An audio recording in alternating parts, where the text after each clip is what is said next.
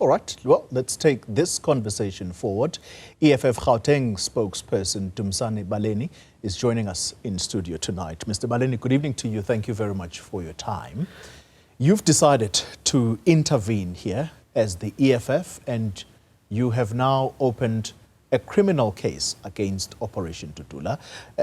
Give us the essence of that case. What are the charges? What is it exactly that you are alleging before courts? Well, so the first greetings, Butloli, and to the viewers. So the crux of the case is that on the 31st of August, there was a lady whose child was sick, needed medical care, was stopped from entering clinics in Alexander, 2 clinics turned away by people who identify as Dudula. In another clinic, there's a healthcare member who says they were told by members of Dudula not to allow them to access, healthcare. Yeah. And eventually the child died, and that is when we said as the EFF, but this is not what we think should be happening in society.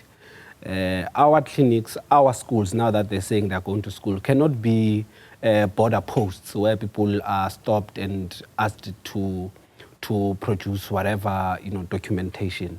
We agree to people being documented.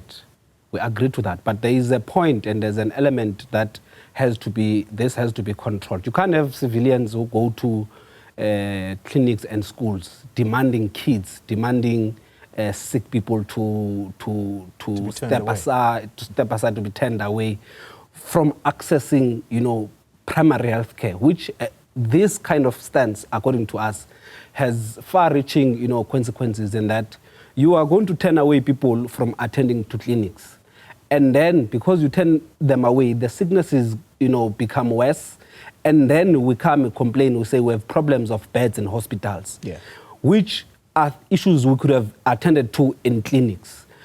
So our case is that Operation Dudula and the leader of Operation Dudula must answer for barring the mother and barring even South Africans as well across Gauteng, even in Soweto, must answer for that. And we consider this first against the law, constitutional against the Section 27.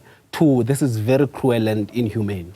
Are you finding that indeed cases of South Africans also being turned away simply because a person is not carrying their identity document? Because Operation Dudula has said that no, there is no such incident of South Africans also falling victim to this simply because they didn't carry an ID. They are there. In Soweto, they are there. There's many of them. There's a few who also contacted me yesterday and said who were turned away by members of Dudula from clinics. They are there. South Africans are there who are turned away.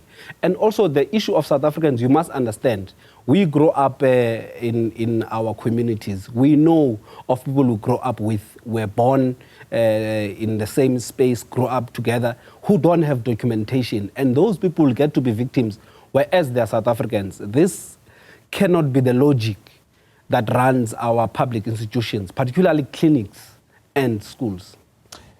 Authorities, do you think that they have a handle on this? Because on the very same story we are talking about today, where such an operation was conducted at a high school, the school governing body, one of the people was interviewed by this channel, and they saying, look, their hands are tied in terms of trying to appease Operation Dudula by blocking children of people who may be, or of children rather, who may belong to undocumented foreign nationals in South Africa, because the regulations are clear.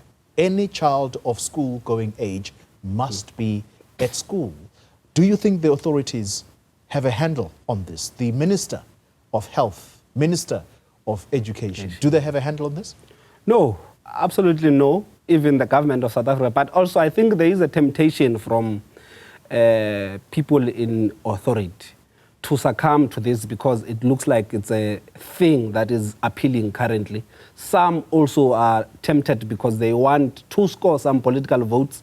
That is why even currently, I mean, why does this thing arise now of Dudula, whereas this situation has been the same? The situation in South Africa has been ongoing for a very long time, but it always arises towards elections, and that is where the problem is that now you have ministers, you have all other political organizations who have expressed their disapproval of this kind of an operation, of an illegal vigilante operation. But they're scared of acting. Why? Because they are thinking of votes. And that is what separates us from the rest of everyone, is that we are not going to allow or say, let as many kids die for us to get a vote.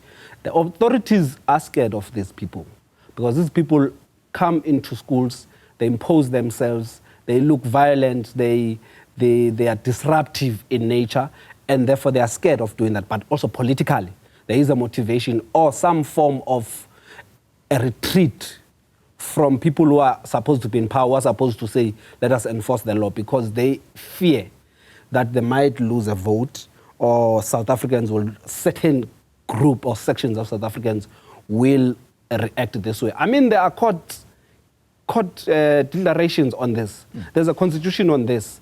And the police are not acting on this as well. And when we go to the police station, the police say, we are not aware. I mean, everyone is aware of what happened in Alexander. Yeah. But there is a temptation also on some of people in the authorities to allow the situation. And now we must be ruled by some form of past laws in our society. We can't allow that. Yeah, that's a very serious accusation, because what you are suggesting is that people with power to act on this are turning a convenient blind eye. Yes. And you're saying that this is all for a vote scoring exercise. Why is it that you, as the EFF, do not fear losing votes as a result of your stance? It is because when we are elected, we must be elected on our principles. And we must be elected on principles that we truly believe in. There were people who were running around in rivers towards elections, skipping rivers, going up and down and shouting, Mabahambe, Mabahambe. And they were elected. And they knew very well that this is not as easy as they say it. They knew that there is a law. They knew that there's process and there's ways to handle things in government. They were shouting and they were elected in government. Here are we today.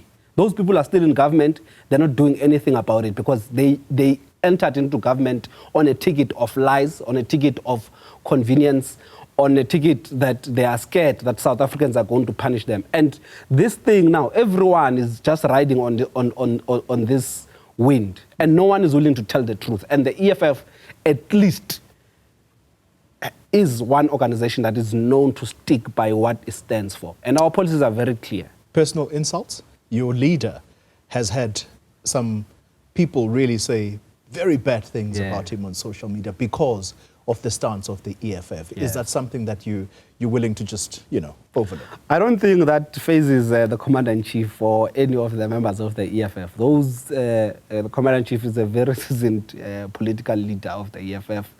He knows how to separate from... There are genuine frustrations as well. So we must not treat the situation as if, no, everyone is just unreasonable. There are genuine frustrations, and all those frustrations, if we can trace them and track them down, would realize that there's an issue of public health care, the issues of school. Around 18 schools currently, school projects in Gauteng, are outstanding and they can't be finished, and they've not been finished for a very long time. There are issues like that need to be sorted out. And there's issues of the work of capacitating clinics, that work of making sure that we have enough clinics, we have capacitated workers so that they are not strained, which is something that must be dealt with. And I think the EFF takes frustrations of our people in that kind of an approach, that there are genuine frustrations around this, but there's people who are just opportunistic about it, which we must address. Dumisani Baleni, thank you very much for your time. The EFF spokesperson in the Gauteng province. Thank you very much, and we will be tracking the case that you have opened. We'll follow that with keen interest as well. Thank you very much. Thank you very much, Butlole. Thank you for having me.